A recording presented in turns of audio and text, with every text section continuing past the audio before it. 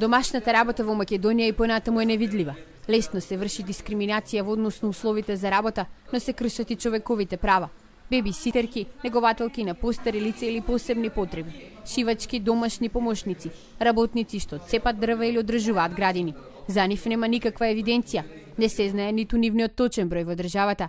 Тие сега практично се во сива зона. Во Република Македонија неофицијално, значи она неофицијално кој што се во тие мал број на агенции кои што работат и во Скопје и надвор од Скопје, се движи околу 500-600 кои што се влезени во агенции за привремени вработувања кои што тие ги тангират. Но ако тоа го помножиме, тоа значи може да излезе поголема бројка. Две невладини организации, достоинствен работник од Прилеп и гласен текстилец од Штип, најавуваат дека по летото ќе го спроведат првото истражување за бројот на овие така наречени домашни работници. Прво во овие два, а потоа и во останатите градови од државата.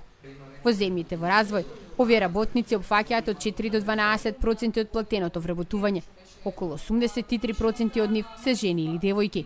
Дел од европските државите го имаат регулирано овој сегмент на домашни работници преку формирање на домашни агенции, каде што тука имаат база на податоци на сите оние како бебиситерки, негователки и така натаму.